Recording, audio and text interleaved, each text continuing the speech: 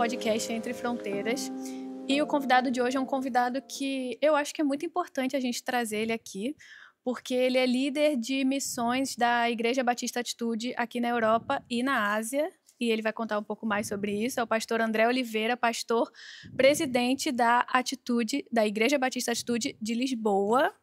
Seja bem-vindo, pastor. Tudo bem? Muito obrigado. A gente está muito feliz de ter o senhor aqui, porque a gente contou um pouco sobre a missão aqui do nosso podcast, né? A gente quer trazer esse tema em relação a evangelismo aqui na Europa e tudo mais. A gente trouxe o pastor André Chalit também, e é uma bênção poder ter você aqui com a gente hoje. Eu que agradeço. E a gente queria só, se você puder contar um pouco sobre você. A gente também ficou sabendo que você trabalhava na Petrobras lá no Brasil, né? Isso. Então, se você puder falar um pouco, só para o pessoal também conhecer um pouco de você. Então, eu sou nascido no Rio de Janeiro, né? E sou criado dentro da igreja, filho de pastor. Meu pai é pastor desde que eu me entendo por gente, né? E eu inicialmente não tive chamado pastoral. Eu fui para a UFRJ, sou engenheiro químico, né? Me formei na UFRJ de engenharia química, fui trabalhar na Petrobras como engenheiro de petróleo lá, processamento de petróleo. Então, fiquei na Petrobras de 2003, desde os estágios, né, até sair em 2017. Né? Fiquei lá esse período. Mas no ano de 2011, eu fui fazer seminário. A ideia inicial era só estudar, me aprofundar, né, para conhecer mais a Bíblia. Mas quando eu me formei no seminário, eu senti que tinha um chamado pastoral. E na metade do meu seminário, eu saí da igreja que eu sempre fui membro, que foi a igreja do meu pai, para ser membro da Igreja Batista Central da Barra da Tijuca, que ainda não era Atitude na época, era Central da Barra, em 2013. E, bom, ali em 2013, quando eu cheguei na Central da Barra, passei por todo o processo que todo mundo passa na Atitude, né? Fui para uma célula, que aqui nós chamamos de grupo de vida, mas lá era célula, e virei anfitrião, depois virei auxiliar. Mas nesse tempo você estava na Petrobras, né? Sempre na Petrobras, sempre na Petrobras. Entendi. Até eu ser enviado mesmo como pastor, a gente inaugurou a primeira Igreja Batista Atitude lá em Duque de Caxias, né? E eu era funcionário da Petrobras ainda, né? Fui consagrado pastor, fui enviado para ser pastor, ainda trabalhando na Petrobras. Depois de um ano e pouquinho, um ano e 4 meses, é que eu passei a ser pastor tempo integral e saí da Petrobras em maio de 2017. Mas eu já era pastor da Atitude. Entendi. E aí, nesse tempo, você saiu da Petrobras porque você veio para a Europa? Na verdade, eu saí da Petrobras, houve a oportunidade de sair, tinha um plano de demissão voluntária, e eu estava já no ministério, e a igreja de Duque de Caxias estava exigindo de mim mais do que eu podia dar. Quando você é bivocacionado, você precisa, né, administrar essa coisa aí, a energia que você vai dar para um trabalho e para o outro. Eram 2 trabalhos, e eu percebi que se eu não saísse da Petrobras, eu ia ficar sempre aquele pastor que só vai lá no domingo, prega, e mais nada, não dá mais nenhum tipo de assistência mais forte, né? Ainda tem a família, um monte de coisa. Então eu falei, não, agora vou ter que tomar uma decisão radical, né? E conversando com a nossa presidência, o pastor Josué Valandro Júnior, conversei com ele naquela época e ficou acordado que a gente ia sair. E aí, isso foi em 2016, mas aí a empresa só liberou em maio, né? Então, ainda fiquei um bom tempo lá e cá, já com a cabeça cá mais do que lá, né? Mas fiquei em Caxias ainda um bom tempo, até o final de 2018. E depois desse período em Caxias, como é que foi de lá até você vir pastorear a igreja em Lisboa? Ah, sim. Lá eu fiquei em Caxias até o final de 18. Quando foi o finalzinho de 18, no meados de 2018, eu fui convidado para fazer parte de uma consultoria que ia ajudar a igreja sede e as igrejas plantadas já, Missão Atitude, a se reorganizar na parte administrativa. Aí eu liderei essa consultoria, e eu, minha esposa e algumas outras pessoas, que eu montei um grupo, e nós entregamos um dossiê para o pastor Josué, dizendo tudo que precisava ser feito. Eles gostaram tanto do trabalho que me convidaram para ir para a sede. Então eu saí de Caxias, fui para a sede, e no início de 2019 eu dei posse a um outro pastor em Caxias e fui para a sede, ser pastor executivo da sede. Então, fiquei 19, 20, 21 Uhum. na sede. Só que no início de 2020, Deus já tinha falado comigo que eu ia sair do Brasil. Inicialmente eu achei que era os Estados Unidos, mas depois Deus confirmou no meu coração e no coração da pastora Jaqueline que seria Portugal. E já estava tudo liberado, mas aí veio a pandemia, né? E com a pandemia o nosso visto não saiu e também não era possível viajar. Então isso aí, Deus estava preparando a gente para pós-pandemia. Então eu vim para cá, assim que a pandemia acabou, nós nos mudamos para cá. Né? Chegamos aqui em julho de 2021, né? Um dia depois do aniversário da minha filha. Fizemos lá o último aniversário dela e viemos. Uhum. E chegamos aqui, aquela coisa, né? Frio na barriga, e agora o que a gente faz? Não tem nada ainda. Porque foi a primeira atitude de todas. Na Europa foi. Entendi. Caramba. Não tinha nada, zero. Assim, a gente chegou, tinha uma célula que se reunia aqui não, né? Lá no centro de Lisboa, mas já não estavam se reunindo há muito tempo, já estavam assim bem, assim, já na expectativa da gente chegar para a coisa realmente acontecer. E nós passamos lá os primeiros 3 anos da igreja de Lisboa, a gente passou usando e alugando um local que uma outra igreja funcionava de manhã. E a gente fazia o culto à noite. Uhum. Mas como é que foi essa preparação, assim, Porque vocês estavam lá na atitude, na sede, né? Sim. E aí, por mais que vocês tinham esse sonho no coração de vocês, eles convidaram vocês porque Lisboa estava precisando de um pastor presidente. Eu mais me ofereci do que fui convidado, né? Entendi. Eu me reuni com o pastor Josué, disse que estava com esse desejo. Ele disse que via com muito bons olhos, porque ele tinha um sonho de ter uma rede de igrejas na Europa, mas ninguém tinha aparecido ainda para se colocar. Isso é uma lição para a gente. Às vezes você precisa também expor para certas pessoas os seus sonhos, senão você não sai do lugar. Tem que dar o passo, né? Ficar esperando cair do céu. Sim. Porque já tinha caído, mas eu tinha que dar um passo. Uhum. Quando eu falei para ele, as coisas começaram a acontecer. O que foi importante, que a gente não ficou esperando a pandemia passar para depois pensar no que a gente ia fazer. Eu sou muito assim, né? Sou muito de planejamento, já escrevi todo o planejamento. Eu tenho planejado as plantações de igreja na Europa até 2045, assim, lá na frente. Caramba. É o que eu vou escrevendo, eu gosto de planejar. Uhum. E a gente fez os cultos online antes de vir. Então a gente fazia os cultos dos estúdios da igreja da sede, nos domingos à tarde a gente fazia lá, que dava à noite aqui, né? E a gente começou a fazer online. Então, mas era uma célula de quantas pessoas, assim, aqui, mais ou menos, lá em Lisboa? Lá em Lisboa devia ter umas 15 pessoas, uma coisa assim. E a gente começou a fazer esse culto online, só que aí as pessoas começaram a nos descobrir. Tá chegando uma igreja, que igreja que é essa? E muita gente começou a entrar em contato pelo WhatsApp, pelo próprio Instagram, dizendo, nós estamos acompanhando, estamos gostando, quando que chega, quando que vai? E quando a gente marcou a data, esse grupo foi aumentando. Essa ferramenta do Instagram, ela é tão poderosa que se você souber usar ela Pode ser uma bênção, né? Você não precisa chegar em cidade nenhuma hoje na Europa desavisado. Você pode fazer um trabalho antes. Por exemplo, se quiser plantar uma igreja em Braga, aqui pertinho de vocês, se criar um Atitude Braga no Instagram e começar a impulsionar ali, fazer um tráfego pago ali, as pessoas vão começar a descobrir. Então, estamos chegando. Cria essa expectativa. Quando vê, já tem um grupo esperando. E hoje em dia acontece isso, né? Como foi para você, no início, assim, o contexto de evangelização aqui em Portugal? Porque é uma cultura muito diferente, a linguagem é diferente. E a gente tem um contexto no Brasil em que quase todo mundo sabe quem é Jesus. E como que é, para você, assim, pessoalmente, o contexto de evangelizar no dia a dia, de se inserir nessa cultura? Sim. Inicialmente, a gente pegou carona na onda migratória, né? Então, quando a gente chegou, as portas se abriram para Portugal, estavam fechadas há praticamente 2 anos. Então, quando nós chegamos, chegou junto com a gente muita gente. Então, o que a gente fez? Bom, a gente tem que ser um pouco inteligente agora. Não adianta ir lá dar soco em ponta de faca, tentar evangelizar o português agora, se eu não tenho nada para oferecê-lo. Não tem uma estrutura, não tem uma igreja, não tem um ministério. E o europeu, ele tem um rigor que às vezes o brasileiro não tem.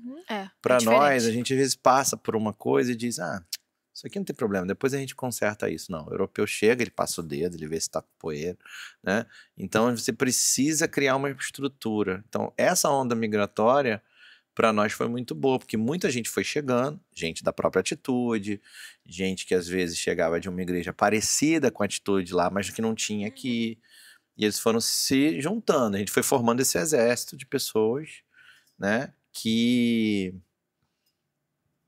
queriam, de alguma forma, contribuir. E aí, com os relacionamentos dessas pessoas, você vai tendo pontos de contato. Por isso a importância da visão celular, porque essa visão celular facilita que você chegue num amigo, num colega de trabalho, que você não precisa ir para a rua falar com desconhecidos. Isso é muito mais difícil. Relacionamentos. Às vezes até chamar para a igreja aqui, né? Se você chama para casa, a pessoa já vai. Mas se você chama para a igreja, a pessoa não quer ir às vezes. As pessoas são muito desconfiadas. Sim. O europeu é muito desconfiado. Se você chega para uma pessoa que você nunca viu, no Brasil é diferente. Você às vezes nunca viu, mas o brasileiro tem empatia. Sim, sim. Ele olha, não, poxa, ele me parou, pelo menos ele falou comigo. Aqui não. A gente tem costume de fazer amizade em 5 minutos de conversa. É muito fácil fazer amizade lá. É muito fácil. E o que a gente chama de amigo lá não é o que eles chamam de amigo aqui. Amigo aqui tem que ser alguém realmente que entra na sua casa, que se você ligar para pedir uma carona, ele vai lá te buscar, né? Então, assim, aqui você precisa construir esses relacionamentos, construir pontes, né? Derrubar barreiras. E até pegando esse gancho assim, porque você veio para cá com alguma expectativa na sua mente, e aí quando você chegou, foi frustrado as suas expectativas, ou qual foi a estratégia de vocês para começar? Eu vim um pouco blindado disso, porque já tinham me avisado, tipo assim, ó, quando você chegar lá, vão ter pastores que estão lá há muito tempo, que vão dizer para você, isso não funciona, isso não dá certo, eu já tentei isso, a igreja aqui na Europa com 20 pessoas é igreja grande, né, coisas desse tipo. Então eu vim um pouco blindado e eu disse assim, não vou fazer isso, que se falarem, não vai me influenciar, né? Agora, não quer dizer que a gente não encarou as dificuldades. No meu planejamento, assim, eu já queria estar com as 20 igrejas plantadas aqui na Europa, né? Mas o Senhor sabe de tudo e sabe que daqui a pouco as coisas podem acelerar mais um pouco. O importante é que a gente não esperou a Igreja de Lisboa virar uma mega church para depois sair plantando as outras. Senão vocês nem estavam aqui. Verdade. Então, assim, a gente começou a ver que a gente tinha 2 missões. A missão da igreja local é uma coisa, é cuidar das ovelhas que estão lá em Lisboa. A outra missão é a missão de plantar igrejas na Europa. Essa missão a gente não abortou porque a igreja local ainda não estava com 1.000, 1.500 pessoas. Então a gente falou, não, vamos fazer as 2 coisas em paralelo, né? E, por exemplo, a gente chegou em julho de 21, em dezembro eu estava começando a primeira célula aqui em Porto, né? Foi a primeira reunião que nós fizemos em Porto e começamos pequititinhos, né? Na igreja do Nazareno, só cabia 50 pessoas, era um lugar bem miudinho. Mas começamos, assim, não vamos ficar parado, porque nós temos que fazer. Então, assim, teve dificuldade? Teve muita dificuldade. Mas eu vou lhe dizer, a dificuldade é maior por conta dos imigrantes do que por conta do local. Porque quem está aqui, a gente sabe que não tem o evangelho, que às vezes é ateu, que às vezes é agnóstico, e que tem uma dificuldade, já se esperava isso. O que me surpreendeu foi a dificuldade com os imigrantes. Essa é a dificuldade que eu não estava... Mas o que você quer dizer, assim? É porque o imigrante, ele é volátil, né? Ele tá e não tá. Né? Ele tá aqui hoje, amanhã ele não tá mais. Né? Ou ele volta para o Brasil, ou ele muda de país, né? Ou é uma pessoa que ainda não criou raiz em lugar nenhum. Então ele está aqui hoje na Atitude Porto, nossa, amo vocês. Aí ele olha para o lado, vê outra igreja e fala, não, eu vou para lá agora. Ou então muita gente que vem magoada com a igreja já. Fora esses, né, que chegam já com... Mas isso aí é normal, até no Brasil acontece muito. Chega gente de outras igrejas, às vezes aconteceu um problema lá, você não sabe o que aconteceu, né? E a pessoa chega ainda pisando em ovos. Mas aqui o que me surpreendeu bastante foi isso, assim, às vezes você tá ali contando com aquela pessoa, né? Ah, pastor, eu tô indo pra Itália. Quando? Semana que vem. Como assim? Né? Ah, agora mesmo, um líder de grupo de vida meu tá indo pra Bélgica. Já me avisou. Eu falei, poxa. Não, eu vejo esse desafio em relação aos imigrantes aqui, porque muita gente a profissão que eles exerciam no Brasil, eles não conseguem exercer aqui. Então, meio que tem que pegar qualquer coisa. Às vezes, a escala de trabalho... É louca. E aí, para servir complicado. na igreja, É mais difícil. é mais complicado. Isso é uma coisa que eu vejo muito aqui, porque, pelo menos na minha realidade de igreja no Brasil, eu tinha, e os meus pais também, disponibilidade sempre. Semanal, né? Semanal pra igreja. Então, a gente nunca teve problema com horário de trabalho em relação à célula, a relação a culto de jovens, culto de domingo, que não sei o quê. E aqui a realidade é bem diferente pra quem trabalha. Então, a gente meio que tem que adaptar as demandas da igreja pra nossa escala de trabalho, porque a gente não é enviado em tempo integral. A gente tem que trabalhar, entende? Com certeza. E como que vocês que estão integralmente vêm para adaptar a igreja nesse contexto? Porque o imigrante precisa trabalhar e é uma forma de trabalho diferente. E nem todo missionário ele é enviado integralmente. Todo cristão é enviado para pregar o evangelho. Então, como que vocês, como igreja, conciliam isso? Você tem que saber dosar. Não adianta encher a agenda da igreja, lotar de eventos, porque as pessoas nem que elas queiram, elas vão conseguir estar. Vou te dar um exemplo. A gente fez agora, nesse fim de semana, a Conferência Preciosa lá, das mulheres lá de Lisboa. Na quarta-feira a gente já tem culto mesmo na igreja lá. A gente tem o culto da resposta em Lisboa. Foi normal e tal, fizemos a abertura. Na quinta foi feriado. Tudo bem, o pessoal foi, papapá. Foi uma benção. Na sexta era dia útil. E tinha evento de manhã, de tarde e de noite, na sexta. Aí a gente parou na quinta noite, reunimos lá, reuni com a pastora Jaqueline. E pensamos, poxa, não vai adiantar, as pessoas não vão vir. Vai todo mundo estar trabalhando e as convidadas vão vir, vai ser chato. E aí a gente colocou sexta só de noite. Empurramos todo mundo para de noite, falamos, gente, sexta só vai ser de noite. Quando a gente avisou isso, as mulheres da conferência falaram, ai, graças a Deus, eu estava orando, estava pedindo por isso, porque eu queria vir, mas não podia. Então, quando a gente botou para sexta-noite, nossa, bombou. No sábado de manhã já não bombou, porque sábado é dia útil também, as pessoas também trabalham sábado. Exatamente. Então, assim, tem que saber lidar com isso. Então, quando a gente monta a nossa agenda de eventos, tem que alinhar a expectativa com realidade. Não adianta querer, não vamos ter aqui uma conferência de jovens em setembro, de segunda a segunda. Não vai rolar. Não vai rolar. E os jovens daqui são completamente diferentes dos jovens lá da sede, por exemplo. Porque os jovens muitas vezes vêm sozinhos e estão nessa escala de trabalhar. É muito diferente. E um jovem aqui, o pai traz, né? Ele vem, ele tem que vir sozinho. Então, se você não souber se adaptar a essas coisas, você vai acabar se frustrando depois de um tempo. E tem que saber celebrar as pequenas vitórias. Você fez uma conferência. Aí, lógico, eu queria gente saindo pela janela aqui. Poxa, mas se veio 100 jovens, 150 jovens, celebra aquilo. Porque Deus vai ver aquilo e vai falar assim, bom, agora tem um povo pronto para receber 300 ano que vem, para receber 400 no outro. Mas se a gente quiser colocar as coisas, né, a carroça na frente dos bois, que a gente fala, né, botar primeiro, a gente acaba se frustrando. Então tem que saber que as coisas andam numa velocidade. Então até se adaptar a essa velocidade da Europa, né? E dizer, olha, aqui tem um crescimento? Tem, graças a Deus, né? Mas não é um crescimento de uma igreja no Brasil, na Nigéria, nos Estados Unidos, que são lugares já cristianizados, já acostumados. E só para dar um parâmetro em relação à Atitude Lisboa, porque aqui do Porto a gente tem muito brasileiro, né? Lá também é assim, ou vocês estão... Como que é essa? Porque lá acaba que tem bem mais imigrante do que aqui. Tem, então, muito imigrante. Como que é isso lá para vocês? Vocês estão com lá quantos membros agora lá? Hoje nós somos 205 membros. 205. 205 membros. Sem contar as nossas afiliadas, né? Que nós temos o Point de Genebra, o Point de Portimão. Esse pessoal eu não costumo contar, mas eles... São se membros, fosse contar, sim. Chegava aí uns 250. Mas localmente lá são 205. E aí esse pessoal, hoje 95% é brasileiro. 5% de portugueses. Entendi. O legal dos portugueses é que quando eles vêm para se batizar, né? Eles não vêm transferidos de outra igreja. Geralmente eles vêm se convertendo mesmo. Né? Então, tirando uma situação ou outra, que às vezes o pop português se muda, ou nasce um bebê, alguma coisa assim, eles são muito fiéis, eles estão sempre ali, né, dentro da igreja, ajudando a igreja.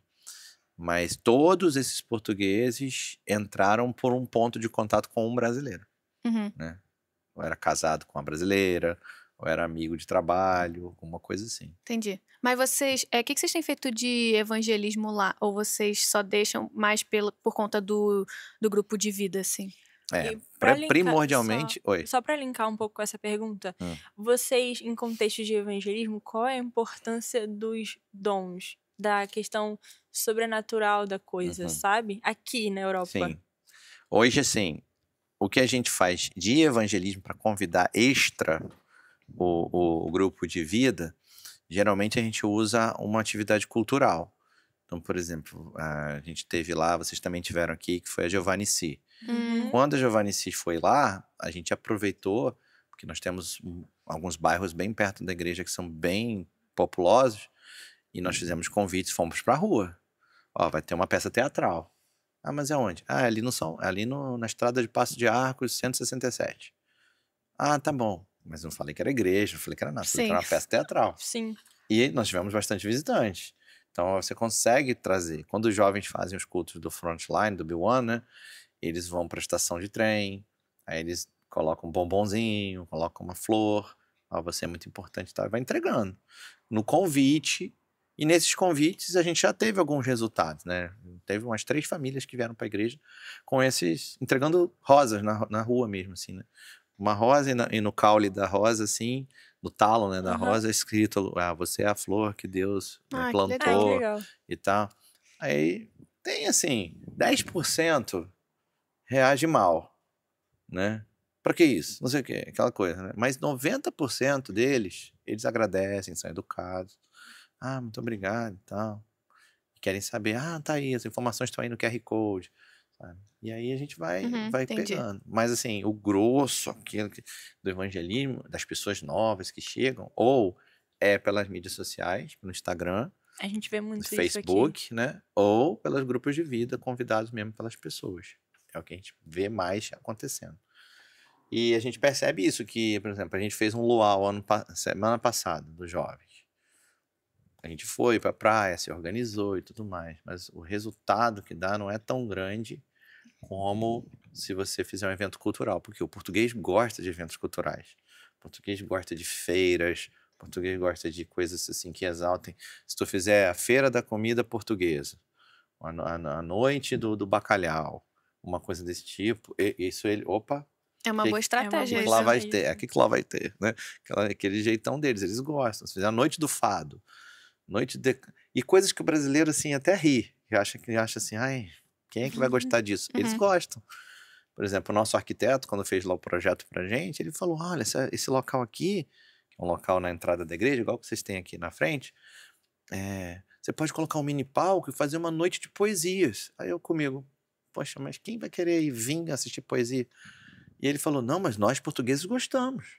Se você convidar 3, 4 poetas portugueses para vir aqui apresentar seus poemas, seus livros, vai encher de português. Isso falei, eu nossa, acho... isso é bom porque você conversando com eles, você... E ele é português. Ele é português. Por isso que é legal também ter esse feedback da pessoa, Cara, né? chama um brasileiro para ouvir poesia. É, realmente. Muito poucos vão querer, né? Não é a nossa pegada. E isso que eu ia perguntar também. Em questão de linguagem, você acha que tem uma barreira ou eles encaram assim na boa? Não, eu nem respondi a tua outra pergunta dos dons. Mas a questão de linguagem não, porque eles percebem bem. Só não é legal se você falar muito rápido, né? Eu, por exemplo, tenho mania de pregar muito rápido. Eu falo rápido. É verdade. Mas quando eu percebo que tem mais português, eu tento me frear um pouco, porque eles conseguem perceber, por causa das novelas e tudo mais, que eles assistem. E eu já perguntei isso para vários portugueses. Mas se a gente falando assim com esse sotaque, você acha que é uma barreira? Não, isso não é barreira para nós. Não é isso. Se tem uma barreira, não é isso. Fique tranquilo, que não precisa tentar falar com nós, senão fica estranho, né? Tentar ficar... Algumas coisas, às vezes, a gente até sem perceber, a gente fala. Pega, né? Mas é natural. Agora, se tentar forçar o sotaque, não é legal. Não. Eles não gostam. E fica feio, né?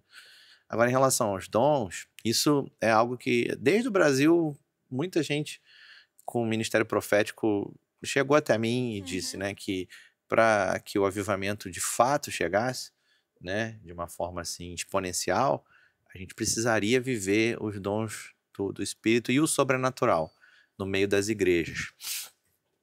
E é um assunto que eu sou muito, muito fã, eu gosto muito, e gosto de ensinar, gosto de praticar.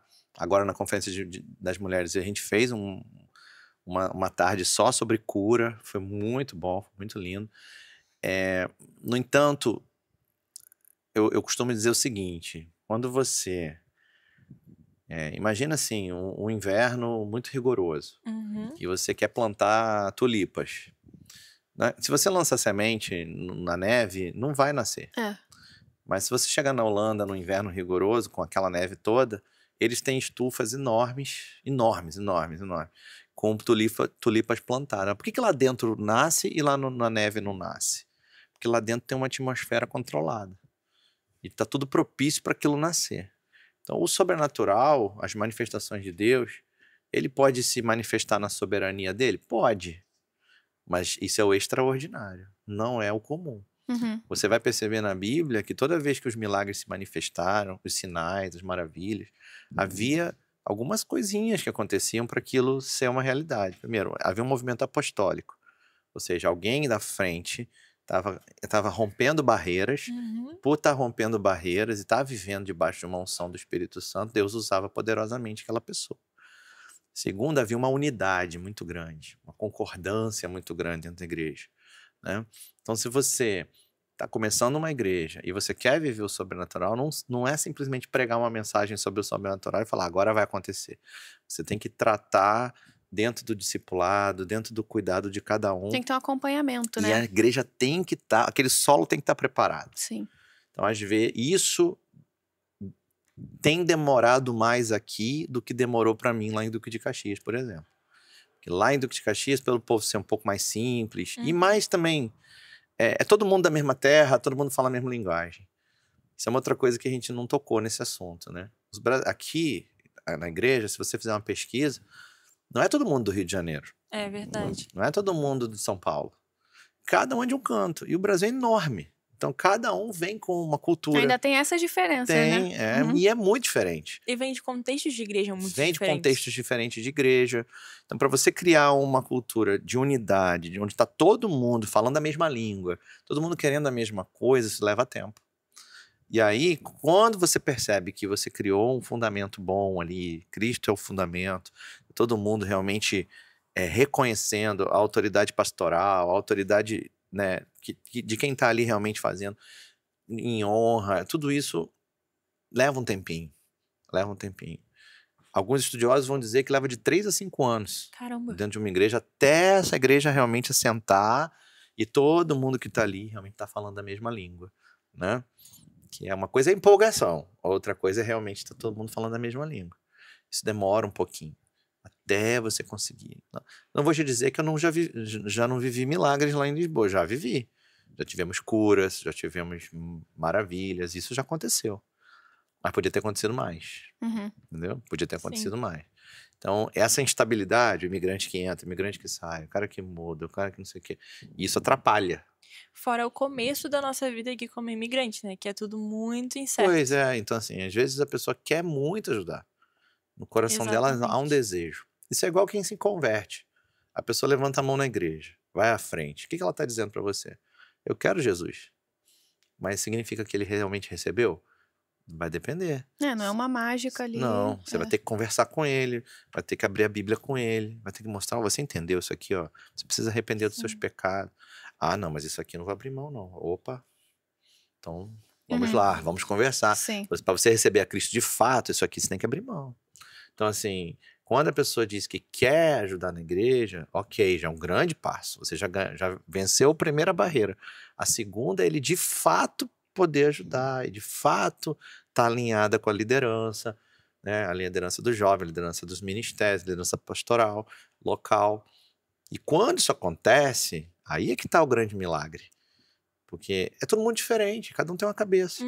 Quando você vê igrejas que vivem grandes avivamentos e você pergunta para o pastor, mas vem cá, qual é o segredo? Como é que tá acontecendo milagre aí? Tá crescendo muito? Aí ele vai sempre dizer, vai falar assim, o milagre não é agora, o milagre foi quando todo mundo começou a falar a mesma língua. É ali, é nesse ambiente que o Espírito Santo chega, opa, agora... Isso é muito bíblico. Legal. E só pra gente entrar agora um pouco nessa questão das igrejas em outros lugares da Europa, porque a Atitude tá em Genebra, Uhum, em Milton Keynes, né? uhum.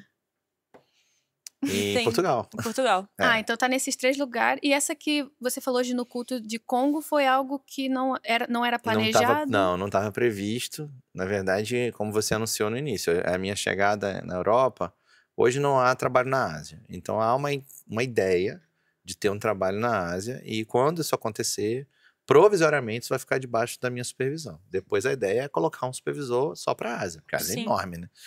Mas a África não estava nos planos. E aí aconteceu, assim, aquelas coisas que Deus faz, né?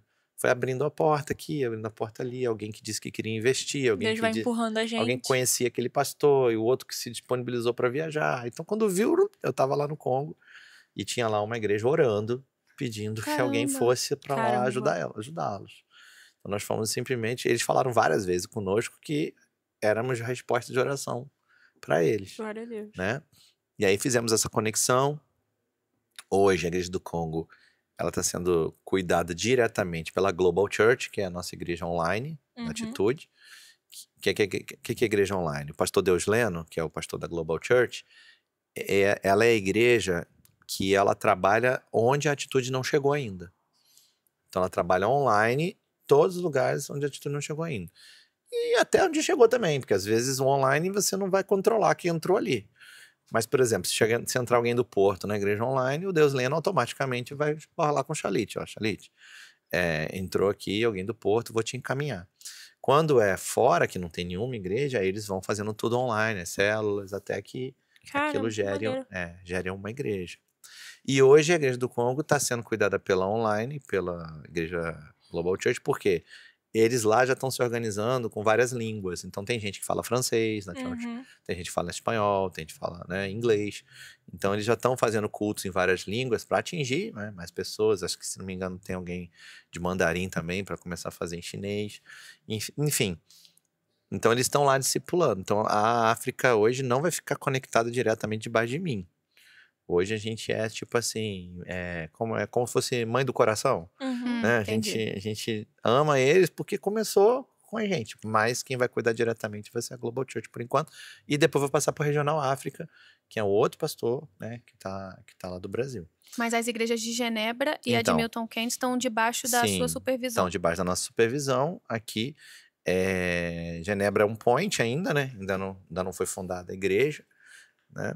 Que é diferente. O point, ele, para se tornar igreja, ele tem que ficar autossuficiente, financeiramente falando, né?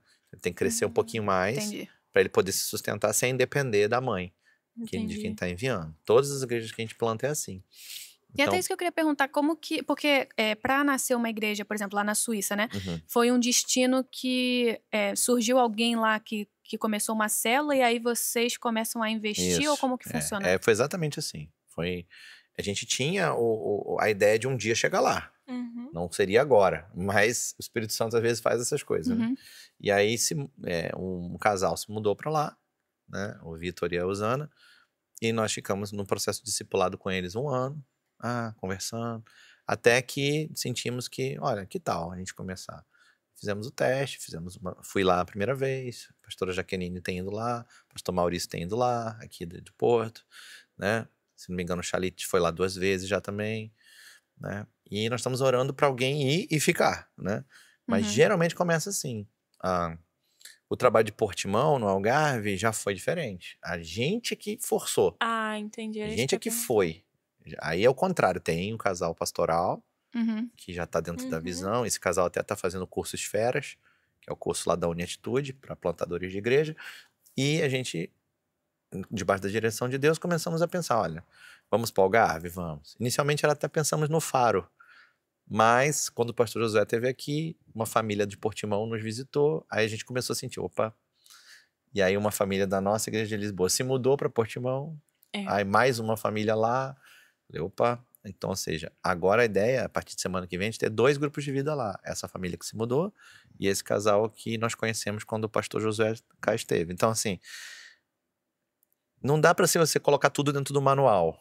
Às vezes você tem que ter essa sensibilidade. Sim. De Até porque são pessoas, né? Por exemplo, a gente aqui no Porto mesmo, a ideia era sempre a gente pensando em Braga, porque Braga tem muito brasileiro, e Braga é uma cidade grande, é a segunda maior cidade do norte. Mas as coisas estão apontando para mais perto de Póvoa, né? Se está apontando para mais perto de Póvoa, por que não lá, né? Sim. A gente não vai ficar, não, porque eu mandei, tem que ser a Braga. Não, Sim. não é nada disso. A gente precisa...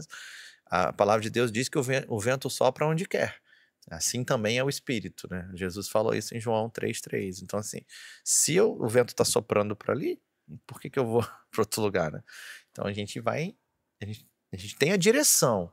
Como o pastor Josué mesmo nos ensina, nós andamos numa trilha, não num trilho. Num trilho você não tem pra onde sair, né? Você entrou no trilho, não sai mais. Mas na trilha, né? na trilha não é engessado, você vai Tem caminhando. outros caminhos. Você vai caminhando por ali. E nesse contexto todo, como assim a gente é um podcast que fala muito para jovens, qual você acha que é o papel da galera jovem, assim, solteira, nisso tudo de plantação de igreja e evangelismo? Porque a gente entende, às vezes, no nosso imaginário, o missionário é aquele como que é enviado por uma igreja para algo em específico. Mas o que a gente quer passar é que todos fomos comissionados para pregar o evangelho. Então, como que você vê o movimento dos jovens nisso tudo? Olha, eu vou te falar, quando cheguei aqui, eu tinha aquela leitura do Brasil, né? De que o jovem era difícil de colocar na igreja e o que já estava com a vida mais estabelecida, com filhos, era mais fácil. No entanto, aconteceu um fenômeno na Europa, em Portugal principalmente, que essa geração que tem aí entre 18 e 30 anos, é uma geração que não teve nenhum tipo de contato com religião. Porque a geração anterior a ela abriu mão da religião. Como ela abriu mão da religião, quem está hoje saindo da adolescência, ou no meio da adolescência e chegando na juventude, essas pessoas não têm contato algum. E aí você vai dizer, não, mas isso é ruim. Não, não é ruim, não. Porque como eles não têm contato algum, eles também não têm preconceitos. E por não ter preconceitos, tudo que você apresenta é novidade. Então, basta apresentar bem. Sim. Então, se você diz para um jovem, sei lá, de 20 anos, numa faculdade, vou orar por você, ele vai falar assim, o que é isso? O que é orar? Exatamente. Né? Aí você explica, não, orar é falar com Deus.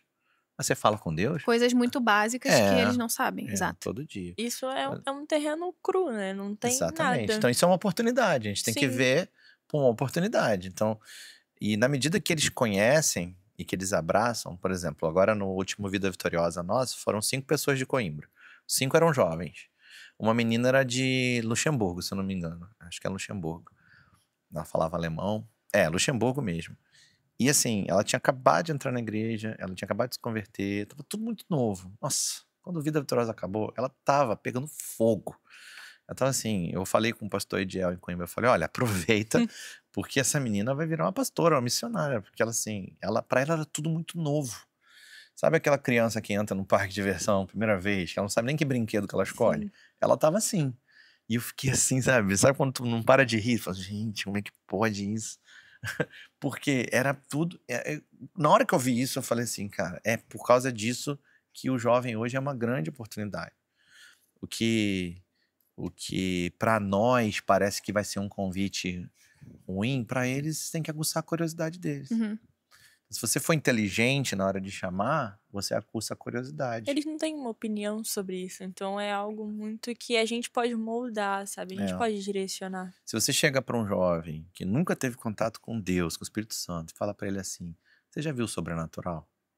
Ele fala assim, como assim? Você já falou com Deus? Você sabia que tem anjo? Você sabia que tem demônio? Como assim? Ele fala assim, eu vivo isso todo dia. Eu sei o que é isso. Vou te mostrar, você tem curiosidade? Vou te dar um livro para você ler. O cara fala assim, que pra ele é a mesma coisa se você estivesse falando de Harry Potter com ele.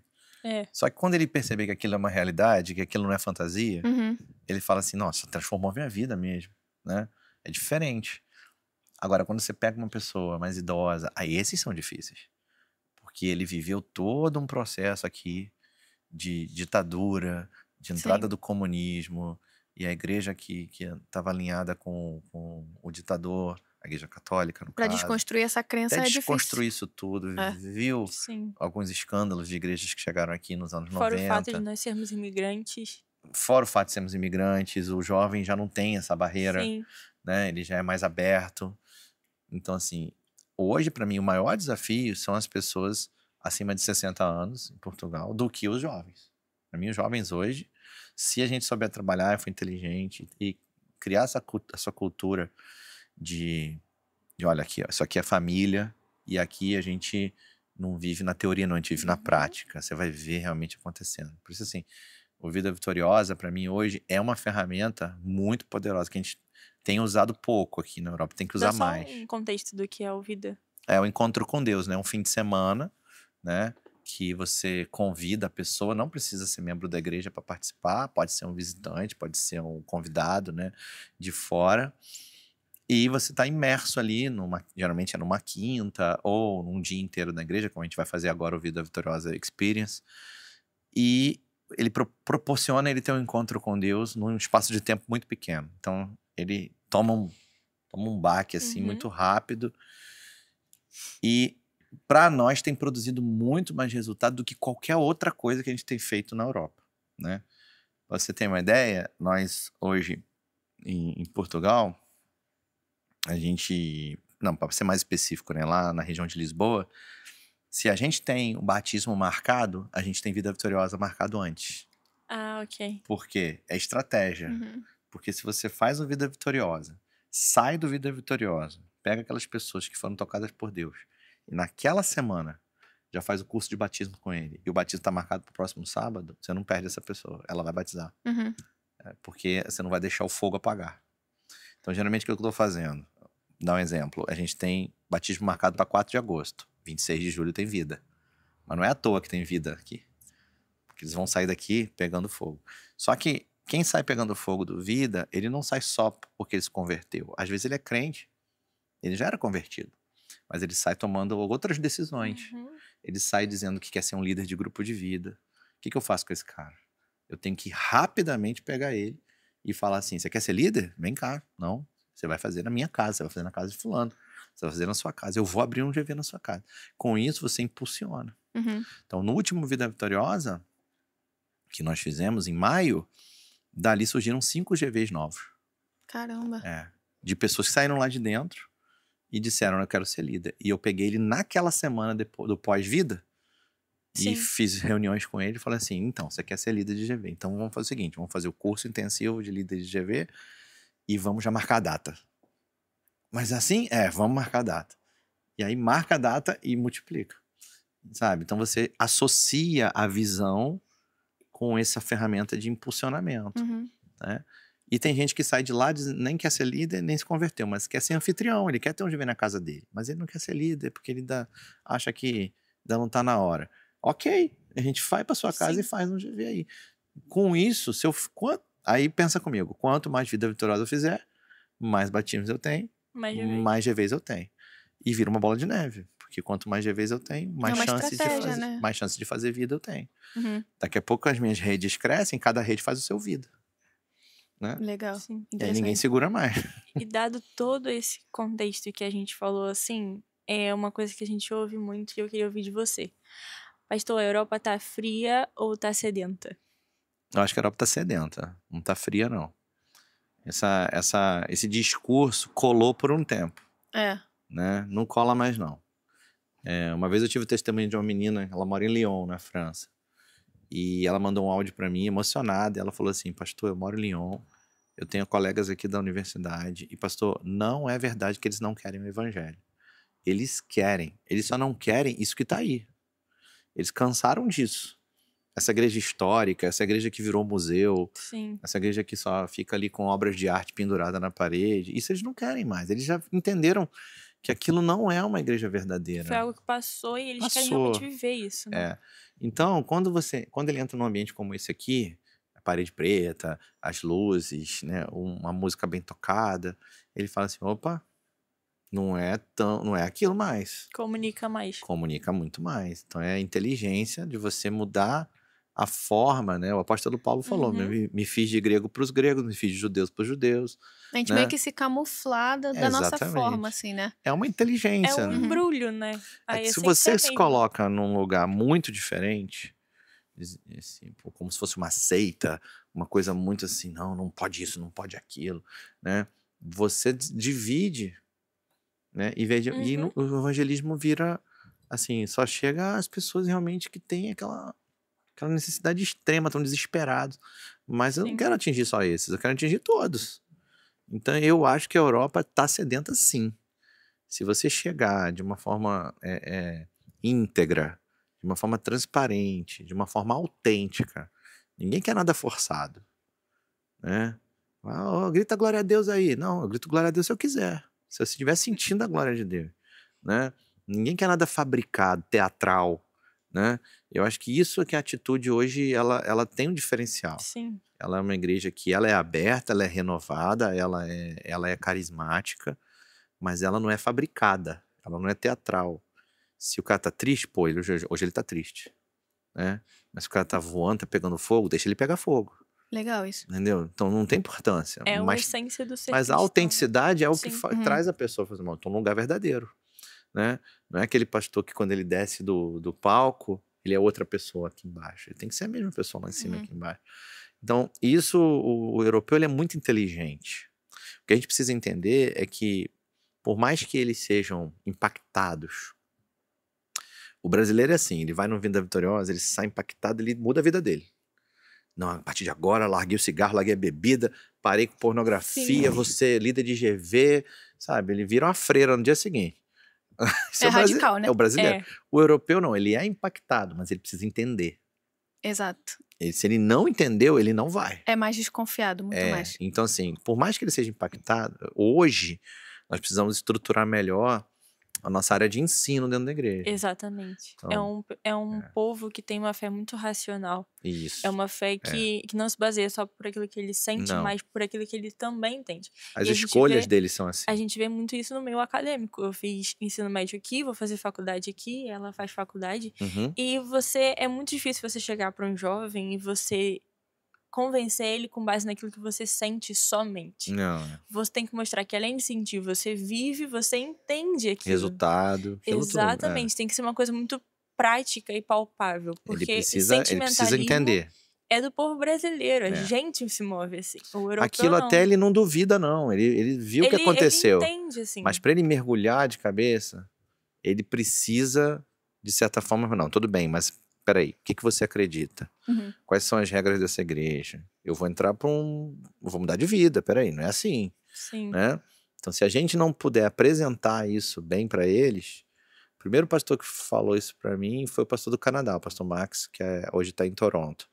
Ele falou, André, eu tinha acabado de chegar aqui, ele estava em Vancouver nessa época, ele falou, André, você tem que ter a sua declaração de fé escrita em algum lugar ou pronta para entregar, porque na hora que alguém da Europa, os canadenses são assim também, eles entram, mas peraí, mas o que você crê? Não, nós somos evangélicos. Não, evangelho tem um monte. Né? Por que aqui é atitude e ali chama outro nome? E aí você precisa mostrar para ele, não, porque nós temos uma visão. E isso, a escola do avivamento hoje, os seminários, a parte do ensino, a gente não pode negligenciar, ela tem que existir. Legal. Porque eles precisam, pelo menos, ter literatura. Então, por exemplo, se você tiver uma livraria ali na entrada, com os livros da visão, com coisas que eles possam, pelo menos, ter isso na mão, eles valorizam muito isso. Né? Eles valorizam muito. E, pastor, só pra gente fechar, agora um conselho de pastor para pastor que você daria, assim, um conselho breve só para algum pastor que talvez está vindo ou tenha esse chamado para a Europa. Olha, tem que se preparar muito psicologicamente, né? Muito se fala do preparo espiritual, né? O preparo espiritual, ele é importante, mas ele é meio que... Poxa, se você não está preparado espiritualmente, você nem é pastor, né? Exatamente. Pelo amor de Deus. Mas se você não preparar a sua mente para os desafios que virão, né? Para os obstáculos que virão, que são diferentes dos obstáculos que você encontra no Brasil, né? Então, ele tem que estar muito centrado, senão ele vai querer desistir, vai querer voltar. Tem que perseverar, né? Vai querer arranjar uma saída, um escape, né? Uma coisa é redirecionamento espiritual. Deus redirecionou para outro país, redirecionou para outra uma coisa. Outra coisa é a quantidade de pastores que a gente vê, às vezes, chegando e desistindo.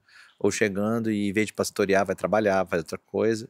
E não trabalha no trabalho que ele foi chamado, que é o trabalho da igreja, né? Então, ele tem que estar com a parte emocional dele equilibrada. Então, se ele está com problema no casamento, se ele está com problema de ansiedade, depressão, medo, aqui ele não vai resolver isso. Aqui ele vai piorar isso. Então, ele precisa vir equilibrado. Então, geralmente, quando eles me ligam, muita gente liga. E descobre meu telefone, fala que quer vir, tô chegando aí, né, me ajuda. Tem muito isso. Geralmente, a minha palavra é sempre a mesma. Olha, você tem certeza? Você está preparado financeiramente? Você está preparado psicologicamente? Imigrar não é um mar de rosas, né? Não é. As pessoas Não é só comprar e veem sua foto na frente da Torre Eiffel e acham que, né, exato, aquilo que é ali Disney, né? é Sim. todo dia assim. Não é. É. Então, isso eles precisam. Quem está no Brasil assistindo esse podcast precisa ter isso com muito. Tem que orar muito para o Senhor. Estou preparado mesmo. Está na hora de ser enviado. E outra coisa, ser enviado por alguém. Porque, assim, vir sozinho, sem cobertura. Olha, se eu não tivesse a cobertura da Igreja da Barra, eu não teria feito o que a gente está fazendo até agora. Sim. Né? A igreja do Porto, a Carol sabe, a gente começou com muita dificuldade. Chegou um momento que a gente precisou sentar com a Igreja da Barra e falar assim, olha só, ou a gente fecha aquilo lá, ou a gente vai ter que buscar alguém 5 estrelas para começar lá. Foi quando o Senhor...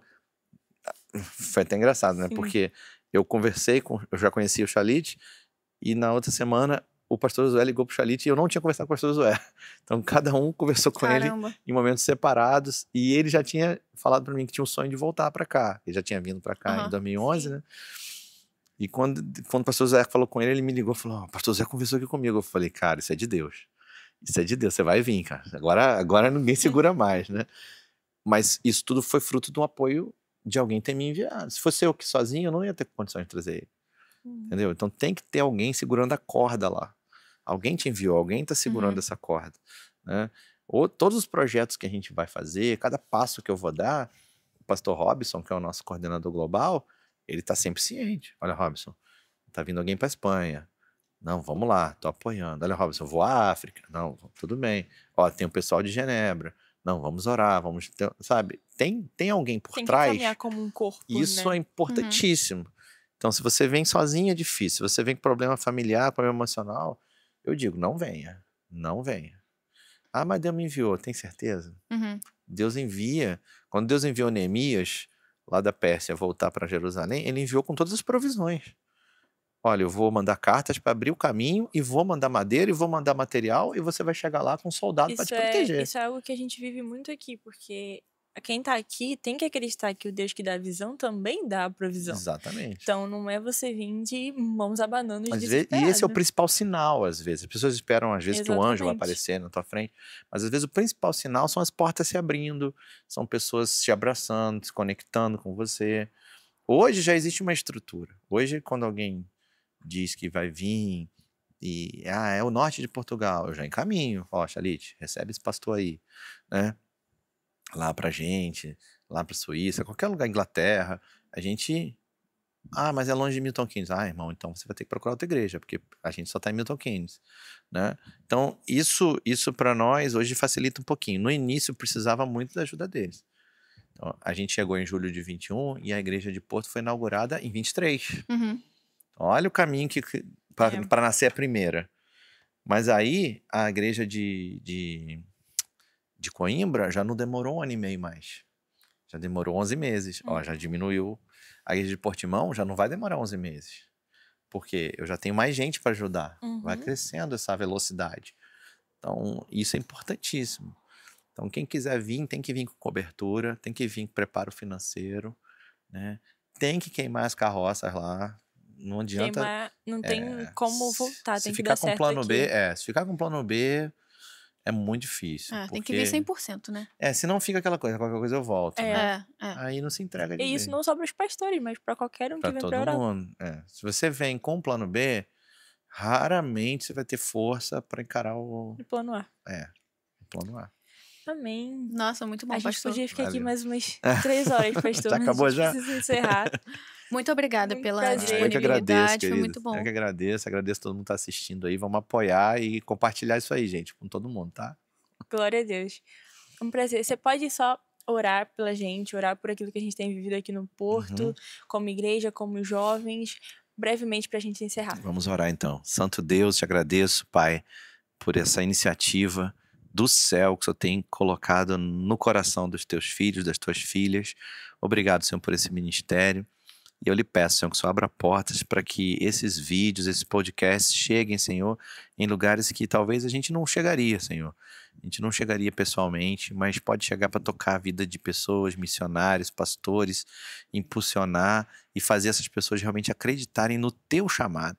Então, que o teu chamado, Senhor, seja ativado no coração das pessoas que ouvem e participam desse podcast. Abençoa cada um aqui, membro da equipe, as apresentadoras, Senhor, que no nome de Jesus esse trabalho cresça e prospere. Abençoa a Igreja do Porto, que seja uma igreja, Senhor, frutífera, uma igreja que se reproduz e uma igreja que leva realmente o evangelho até a todas as pessoas dessa região. Abençoa, Senhor, o Porto, abençoa o norte de Portugal, Senhor, que o Senhor venha transbordar, Senhor, em amor, que a tua semente santa seja espalhada por esse lugar. É o que te oramos no nome de Jesus. Amém. Amém. Amém. Valeu, galera, que tá assistindo a gente até aqui, e até o próximo episódio.